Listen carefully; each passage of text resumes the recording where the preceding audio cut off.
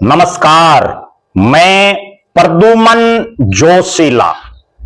जनता किसी भी नेता को जिताती है तो उससे विकास की एक उम्मीद होती है। किसी भी प्रत्याशी को विधायक बनाने का काम करती है तो उसके पीछे सबसे बड़ा कारण यही है कि वो उस इलाके का विकास करवाए।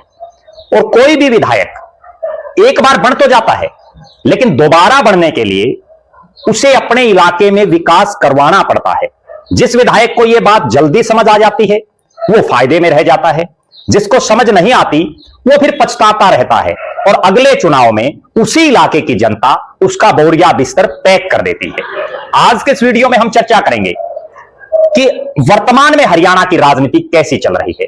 अभी पूरे भारत देश की नजरें हरियाणा प्रदेश की 2 राज्यसभा की सीटों पर लगी हुई है और इन राज्यसभा की सीटों में बहुत से विधायकों के पास एक बार फिर से वो मौका आया है कि वो अपने इलाके के विकास को करवाने का अगर उनके अंदर मादा है, अपने इलाके की जनता की भलाई करने का उनके अंदर मादा है, अपने इलाके के अंदर विकास के नए कीर्तिमान स्थापित वो अगर करना चाहते हैं तो एक मौका उनके पास है। और वो मौका कैसे है?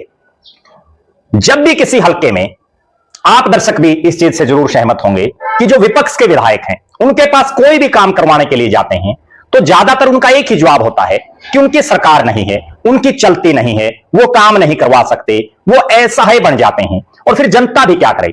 जनता भी उनकी बातों में आकर के मान लेती है कि इनकी सरकार नहीं है, इनकी सरकार नहीं है तो ये काम नहीं करवा सकते, विकास के काम भी करवाने में ये असमर्थ हैं।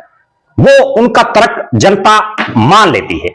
लेकिन जब चुनाव आता है तो वही जनता फिर ये सोचती है कि जब ये पीछे हमने बनाए तब कुछ नहीं कर पाए तो अब आगे ये क्या खाक कर पाएंगे। और फिर होता यह है कि वो बुरी तरह से चुनाव हार जाते हैं। उसका एक बड़ा उदाहरण मैं आपको दूं।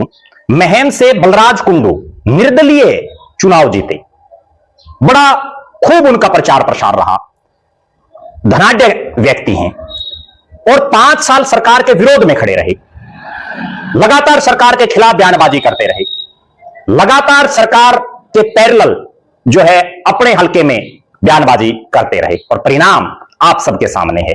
बलराज कुंडू महम से बुरी तरह से चुनाव हारे। इसी तरह का एक उदाहरण मैं आपको और देता हूं।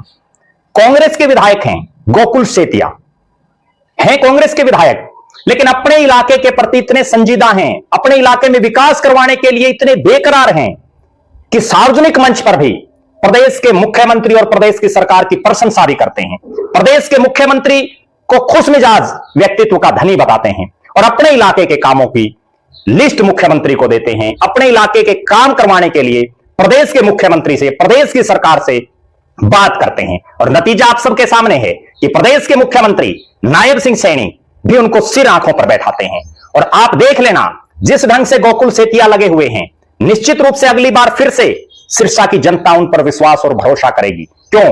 भले ही वो विपक्ष के विधायक हैं, भले ही वो कांग्रेस के विधायक हैं, उसके बावजूद अपने इलाके की जनता के प्रति वो विकास की एक सोच रखते हैं कि इस इलाके का विकास हो और इसीलिए वो सरकार और मुख्यमंत्री के साथ सार्वजनिक तौर पर खड़े दिखाई देते हैं। अब मैं आपको बताऊं, अब मौका है बहुत से विधायकों के पास। जो विधायक ये कहते हैं कि उनके इलाके में वो विपक्ष में है इसलिए काम नहीं हो पा रहे, इस राज्यसभा के चुनाव में वो विधायक विकास को अगर प्रेफरेंस दें, अगर वो विधायक अपने हलके के विकास को लेकर के उनके दिलो दिमाग में कोई बात हो, तो अब एक मौका उनके पास है सरकार के साथ खड़ा रहने का। सरकार के साथ खड़े रहेंगे, उनके काम बढ़ेंगे, हलके का विकास होगा, क्योंकि वो विधायक खुद ही ये बात कहते हैं कि वो विपक्ष में इसलिए काम नहीं हो पा रहे। लोग जाते हैं उनको भी यही जवाब देते हैं। तो अब मौका है उनके पास और अभी 3.5 साल से ज्यादा समय बाकी है। यह बड़ी सोचने वाली बात है। 3.5 साल से ज्यादा का समय बाकी है। जितना चाहे उतना विकास सरकार के साथ मिलकर के अपने इलाके का वो कर सकते हैं। और हमने देखा है गाहे बगाहे कांग्रेस के ही विधायक कोई मंत्रियों को चाय पिला रहा है अपने घर, तो कोई मुख्यमंत्री की प्रशंसा कर रहा है। उनके इलाकों में काम भी हो रहे हैं, ऐसे ऐसे काम सरकार करवा रही है जो वर्षों तक नहीं हो पाए थे। एक बार फिर से हरियाणा प्रदेश के उन विधायकों के पास जो वास्तव में विकास को प्रेफरेंस देना चाहते हैं, जो वास्तव में अपनी जनता के प्रति संजीदा हैं, जो वास्तव में अपने इलाके के लोगों का भला चाहते हैं, उनके पास एक सुनहरी मौका है ये राज्यसभा का चुनाव। क्योंकि ये एक ऐसा चुनाव है जो हरियाणा प्रदेश की राजनीति की दशा और दिशा तो बदलेगा, उन विधायकों का राजनीतिक भविष्य भी बदल देगा। उन विधायकों का भी राजनीतिक भविष्य कैसा रहेगा अगले चुनाव में, वो भी ये तय कर देगा। कारण मैं आपको बताता हूं। 2024 में कांग्रेस की जो आंधी थी, आज तक के हरियाणा के इतिहास में ऐसी लहर कांग्रेस की कभी नहीं दिखी। जब उस लहर में कांग्रेस अपनी सरकार नहीं बना पाई, उसके बाद महाराष्ट्र और बिहार का चुनाव सबके सामने है, दिल्ली का चुनाव सबने देख लिया। अब हालात और परिस्थितियां ये हैं आज के दिन कि कांग्रेस पूरी तरह से कमजोर होती दिख रही है।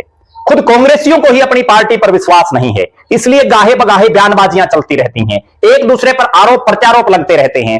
जो पार्टी 2024 में सरकार नहीं बना पाई उस आंधी में, 2029 में उससे क्या उम्मीदें की जा सकती हैं। आज तो हालात यह है कि आए दिन कांग्रेस पार्टी को छोड़ने वालों का तांता दिखाई देता है।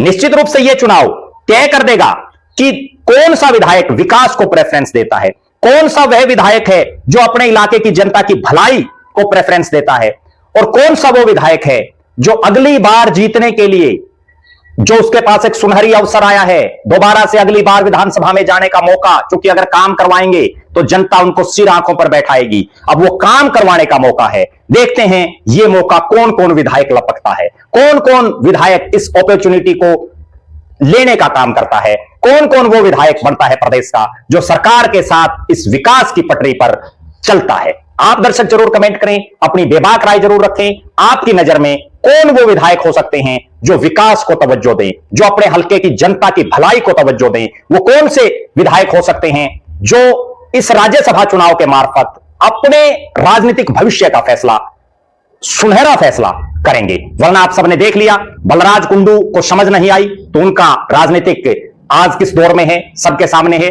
गोकुल सेतिया को समझ आ गई, वो किस तरह से राजनीति में आज पूरे हरियाणा में चर्चित हो चुके हैं। इन्हीं दो उदाहरणों से आप देख लीजिए। हमारी हरियाणा के राज्यसभा चुनाव पर लगातार हर अपडेट से हम आपको रूबरू करवाते रहेंगे। बहुत बहुत धन्यवाद। आपका अपना प्रद्युमन जोशीला।